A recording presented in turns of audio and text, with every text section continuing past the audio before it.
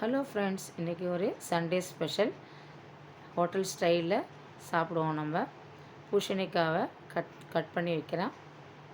First நம்ம இப்போ சாம்பார் வச்சுக்கலாம்.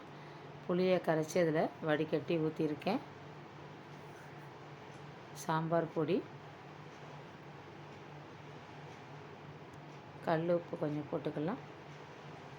கொஞ்சம் சூடு ஆனவுடனே கட் பண்ணி வச்சுருக்கிற பூசணிக்காயை அதில் போட்டுக்கலாம்.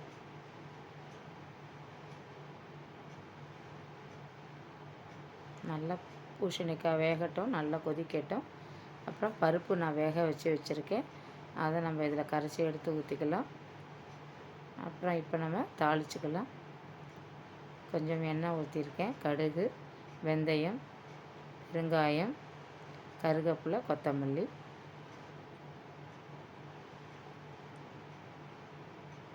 சாம்பாரில் போட்டுக்கலாம்.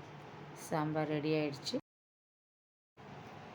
நெக்ஸ்ட்டு இப்போ நான் வெண்டைக்காய் பொரியல் பார்க்கலாம். கொஞ்சம் கடுகு, உளுந்தம்பருப்பு, வெண்டைக்காயை போட்டுக்கலாம். நான் இதற்கு சாம்பார் பொடி தான் போடுறேன். நல்லா டேஸ்ட்டாக இருக்கும். கொஞ்சம் சால்ட்டு போட்டுக்கலாம்.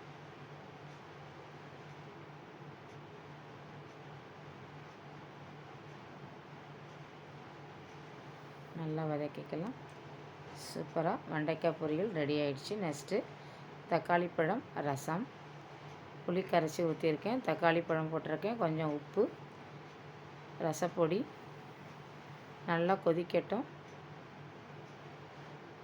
கொதித்த உடனே இப்போ நான் பருப்பு ஜலத்தை கரைச்சி ஊற்றிக்கலாம். தாளித்து கொட்டிக்கலாம்.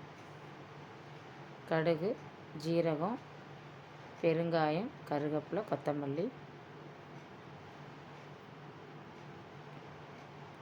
சூப்பர் டேஸ்டான ரசம் ரெடி.